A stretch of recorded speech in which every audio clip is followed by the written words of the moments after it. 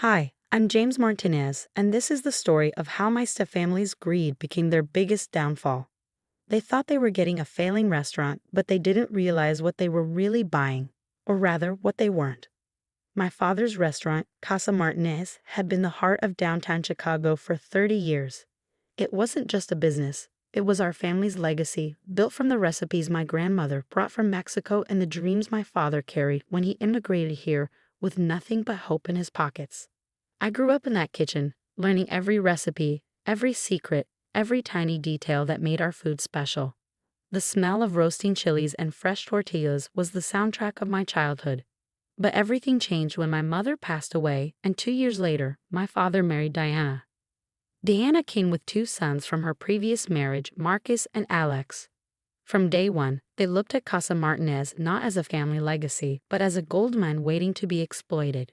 They saw our loyal customers, our prime location, our reputation, and they wanted it all. At first, they played nice. Diana would help at the restaurant, learning the operations while her sons took management positions. My father, still grieving and lonely, was just happy to have a full house again. I watched it all from the kitchen, where I worked as head chef, keeping my mother's recipes alive. James, honey, Diana would say, her voice sweet as syrup, but her eyes cold as ice. Don't you think it's time to modernize? These old recipes, they're so traditional. People want fusion cuisine now. But our customers didn't want fusion. They came for my grandmother's mole sauce, for the tamales that took 2 days to prepare, for the traditions that made Casa Martinez special. Our revenue proved it. We were doing better than ever. Then my father got sick. Cancer, aggressive and unforgiving. Everything happened so fast. Between hospital visits and chemotherapy sessions, Diana and her son started making changes. They hired new staff, changed suppliers, and slowly pushed me away from operational decisions. Just focus on cooking, James, Marcus would say, waving away my concerns about their expensive renovations. Leave the business to those who understand it. I had a business degree from Northwestern and had practically run the restaurant for the past 5 years.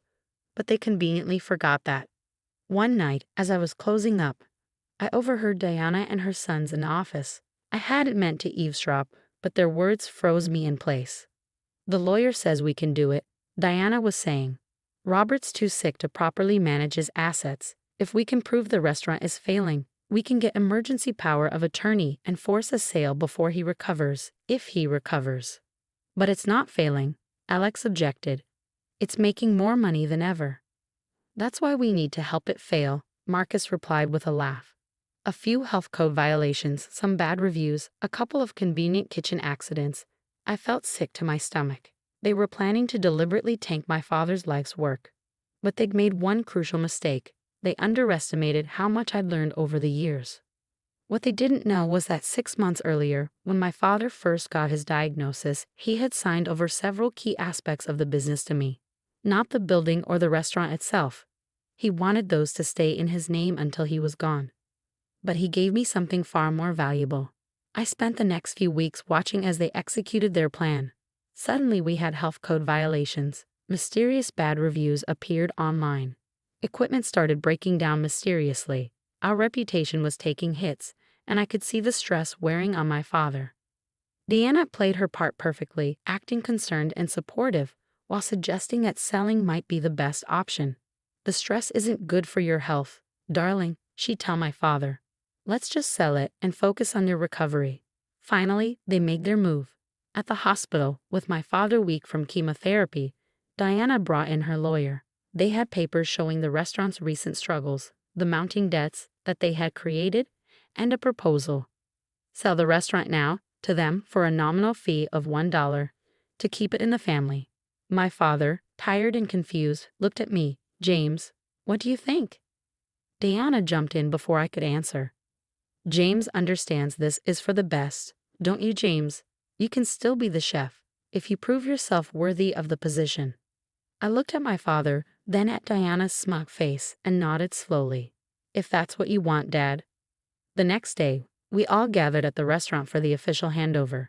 Diana had invited their friends, making it a celebration of their rescue of a failing family business. The lawyer laid out the papers as Diana practically bounced with glee. Just sign here, James, she said, pointing to the line at the bottom of the transfer document. "It's only worth $1 now anyway, thanks to your inadequate management." I signed my name with a steady hand, then looked up at their triumphant faces. "Congratulations," I said quietly. "The building and business are yours." "Finally," Marcus exclaimed. "Now we can make some real changes around here." I packed up my personal items from the office, including my mother's old recipe box. As I headed for the door, Diana called out, "Don't forget to be here early tomorrow. Just because you're not the owner anymore doesn't mean you can slack off." I turned back with a small smile. "Oh, I won't be coming in tomorrow, or ever again, actually." "What are you talking about?" Alex demanded. "You see," I said, "you just bought a building and a business name. But 6 months ago, my father transferred something else to me. I own all the recipes, every single one. They're fully copyrighted and trademarked under my personal holding company. I also own the Casa Martinez brand identity, logo, and most importantly," I paused, watching their faces, "I own all the supplier contracts and relationships personally." The color drained from Diana's face as I continued. "So congratulations on your new restaurant. I'm sure you'll do great serving whatever it is you plan to serve. It just won't be Casa Martinez food. Oh, and those suppliers you've been working with. They'll be delivering to my new location across town starting tomorrow." The silence that followed was deafening. Diana's perfectly manicured hands gripped the edge of the desk, her knuckles turning white. "You can't do this," she whispered, her voice trembling. "Those recipes belong to the restaurant." Actually, I pulled out another set of documents from my briefcase. "They don't. Everything was legally transferred to Martinez Culinary Group, LLC, my company, months ago. Dad knew what he was doing. He might be sick, but he's far from stupid." Marcus lunged forward, grabbing my shirt. "You little snake. You planned this all along." "Careful," I warned calmly. "Assault charges wouldn't look good for your new business. And yes, I planned this right after I overheard you plotting to deliberately tank my father's legacy."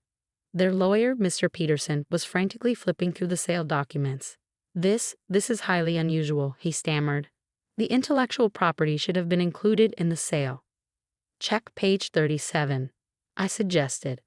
"The sale clearly specifies physical assets and business name only. You really should read the fine print more carefully." Diana's face contorted with rage. "We'll sue you." "Well, sue me for what?"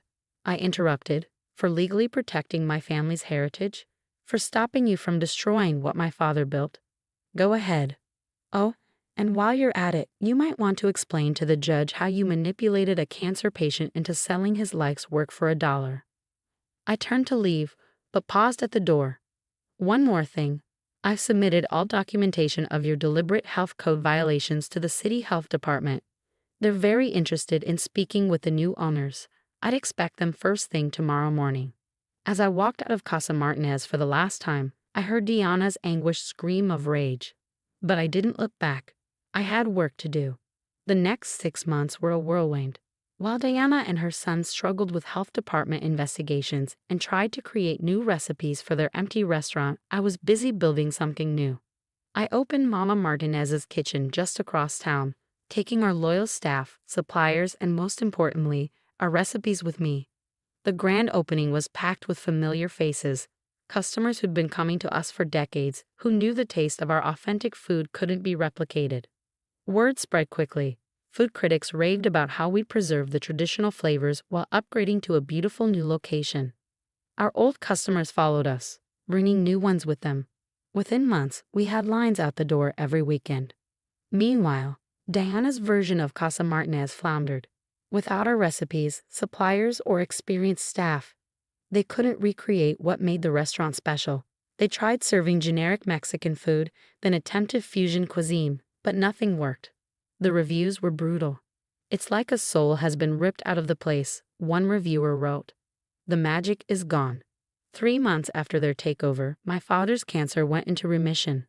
The doctors called it a miracle, but I think it was pure stubbornness. He wasn't going to let go until he saw justice served. The first day he was strong enough, he came to Mama Martinez's kitchen.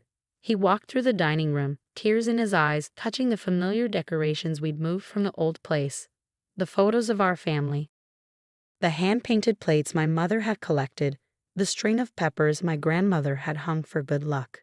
In the kitchen, he watched as I prepared his favorite dish, chilla and nogada, just like his mother taught me. You did good, Mio, he said softly. You protected our legacy better than I ever could. Diana and her sons tried to hold out, but the numbers didn't lie.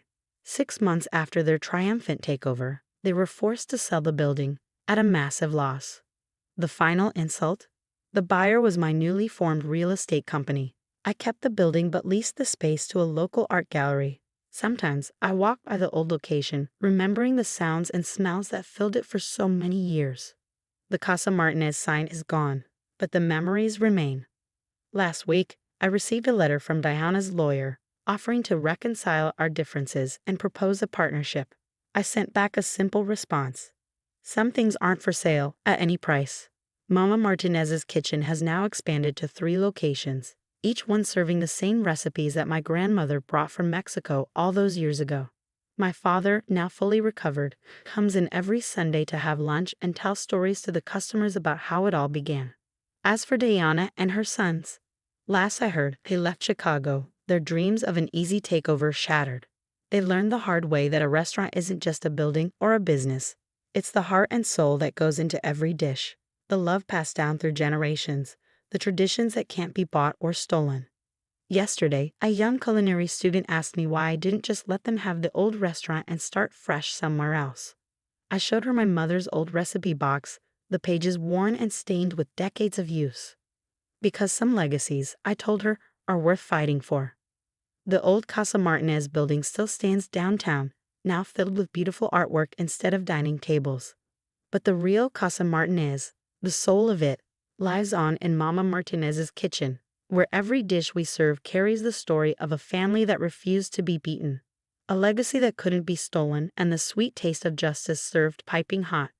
They say revenge is a dish best served cold, but in our case, it was served at exactly 165 degrees Fahrenheit, just like my grandmother's perfect enchiladas.